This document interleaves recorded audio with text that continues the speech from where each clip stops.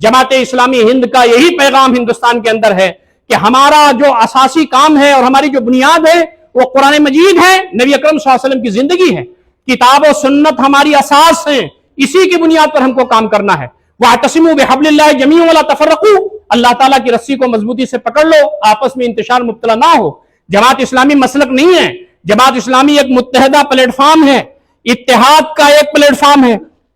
अहनाफ अपने मसलक पर रहते हुए यहां काम कर रहे हैं, शवाफे अपने मसलक पर रहते हुए यहां काम कर रहे हैं, अहले हदीस अपने मसलक पर रहते हुए काम कर रहे हैं। जमात इस्लामी के लोगों को यह मालूम है, उसके अरकान जब ये आहद करते हैं कि हम मसलक और इख्तिलाफी उसूल और जो इख्तिलाफी मामलात है उसको हवा नहीं देंगे, हम तमाम दीन इस्लाम के जो मुत्तफक अलैह उमूर हैं, हम घरों में क्यों बटे हुए हैं? अपने अपने मसलक पर रहते हुए अपना मसलक ना छोड़िए। जमात का यही पैगाम नबी अकरम सल्लल्लाहु अलैहि वसल्लम की तालीमात की रोशनी में है।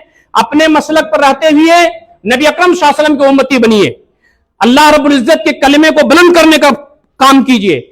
जमात इस्लामी इस वक्त मसलक से ऊपर उठ करके मुत्तहिदा प्लेटफॉर्म है, जैसा मैंने अर्ज किया।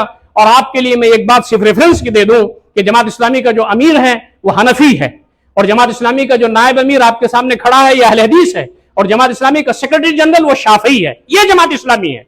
जमात इस्लामी मसलक की बात नहीं करती, जमात इस्लामी मसलक से ऊपर उठ करके कलमे की बुनियाद पर, अल्लाह की बुनियाद पर, रसूल की बुनियाद पर, कुरान की बुनियाद पर, मरकज तौहीद की बुनियाद पर हम तमाम एक हैं। हमारी सफों में दरार पैदा नहीं होना चाहिए। हम तमाम कभी भी ये नहीं हो सकता कि हम तमाम दूसरों के लिए इस्तेमाल हो जाएं। मुसलमान एक दूसरे मुसलमान के खिलाफ कभी भी एका नहीं कर सकता। दुनिया में जितने भी मुसलमान हैं हमारे भाई हैं, हिंदुस्तान में जितने इदारे हैं वो हमारे इदारे हैं, हिंदुस्तान में जितने उलमा हैं वो सब हमारे उलमा हैं, हिंदुस्तान में जितने भी मक़्सद फ़िक्र के लोग हैं सब हमारे भाई हैं। हम तमाम एक अल्लाह की इबादत करने वाले, एक नबी अकरम सल्लल्लाहु अलैहि वसल्लम को मानने वाले, कुरान मजीद जो हमारे किताब हिदायत है उसको दांतों से पकड़ने वाले, नबी रहमत सल्लल्लाहु अलैहि वसल्लम के रास्ते में चलने वाले।